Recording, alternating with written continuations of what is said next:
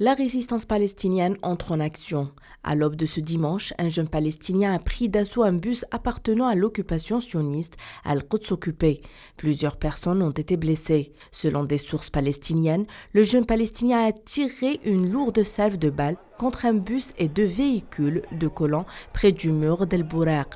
Le mouvement de la résistance islamique a été le premier à saluer l'opération d'Al-Quds, la qualifiant d'héroïque et courageuse.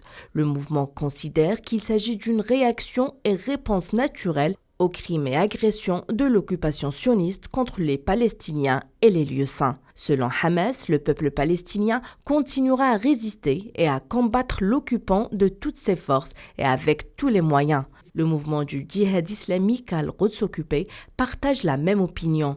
Il s'est félicité de la fusillade, il l'a qualifiée d'héroïque. Il est même allé encore plus loin, assurant que le choix du lieu de l'attaque au cœur de la ville sainte occupée est une grande importance et que toutes les tentatives de judaïser les lieux saints de l'islam resteront vaines et ce, en dépit des crimes commis contre les Palestiniens. Le Front populaire lui aussi a salué la contre-attaque, soulignant qu'il s'agit d'une volonté d'avancer sur la voie de la résistance sous toutes ses formes et sur l'ensemble des territoires palestiniens. De leur côté, les comités de résistance populaire ont commenté, je cite, « L'agression contre notre sanctuaire sera le prix à payer pour frapper votre sécurité, vos colons et vos dirigeants ». Fin de citation.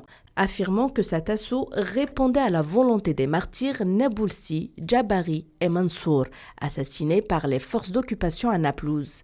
Les brigades des martyrs d'Al-Aqsa, elles, ont également béni l'attentat d'Al-Quds occupé et ont déclaré qu'il s'inscrivait dans le contexte de la réponse à la liquidation des dirigeants de la résistance palestinienne par l'entité sioniste. Cette attaque a créé une grande panique au sein de l'entité sioniste. L'attentat intervient quelques jours après l'agression contre Gaza. Au moins 49 martyrs ont été assassinés, dont 16 enfants et des femmes, et environ 360 blessés.